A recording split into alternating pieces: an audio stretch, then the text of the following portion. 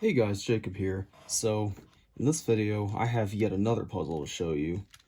Um, you probably noticed I'm getting puzzles made a lot more frequently now. That's because these new printers print better quality and faster, and I have two of them, so I'm able to print puzzles way faster and easier now. So, you're going to see new puzzles a lot more frequently now. Now, with that said, I want to show you this puzzle, the Circle Compy Cube. Now, there's actually a little bit of it was actually a little bit of an adventure getting this one made. I originally designed it last weekend and then printed it the following day. However, when I went to put it together, I realized the circle pieces wouldn't stay in because there was barely anything holding them in. I don't know how I missed this during the design process, but I fixed it by adding vertical feet that anchor them in place, so that is no longer a problem. Now, how this cube works, it turns on the corners and on the circles. Now, you may or may not have heard of the Compy cube. It is a lot like a dino cube. It's a corner-turning cube. However, it works exactly like a dino cube, except the corners and centers are exposed. It's pretty much just a ready cube, but with exposed centers, even though they turn and solve the exact same way. I don't actually own a Compy cube, so the closest thing I have to that is the Ready cube. Now, there are a couple interesting properties about this cube. The next one is that functionally, it is actually a little bit like this circle 3x3 with free turning circles that I modified from a Calvin's cuboid a year or two ago. This is a 3x3, but the circles can turn freely, and the circles solve a lot like 5x5 centers.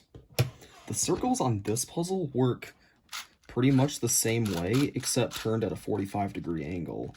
So when solving this cube, I was able to solve the centers just like I did on this one, or not centers, the circle pieces, except it was just at an angle, and I found that really interesting. I thought it'd be a little bit different, but no, it is conceptually, it is exactly the same, it's just angled differently.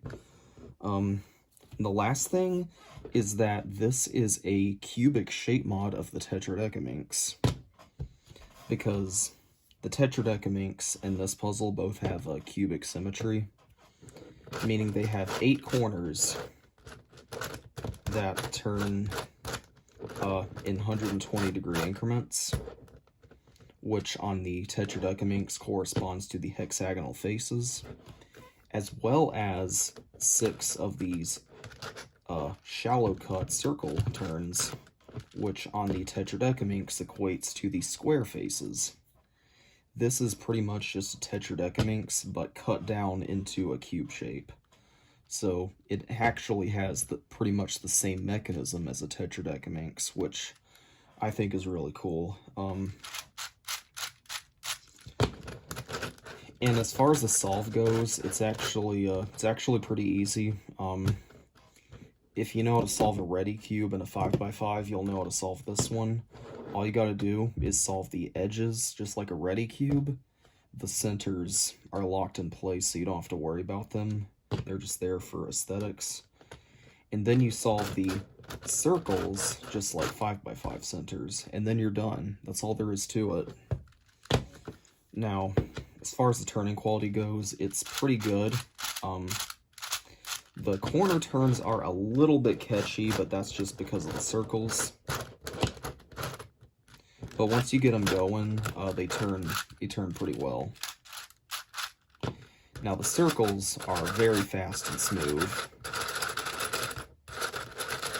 In fact, the turning quality of this, it reminded me a lot of the Kilo Tetradecaminx. But that makes sense because they have pretty much the same mechanism. And this cube also has an edge length of 60 millimeters, so it's a very comfortable size. This is 57 millimeters for reference, and here they are next to each other. I also added a notable fillet around the edge just to make it look a little bit cleaner. And yeah, that's pretty much all I have to say about this puzzle. This is definitely not going to be the last one I make for a while. You'll probably see a couple more within the coming week alone. So with that said, thanks for watching, and I'll see you in the next video.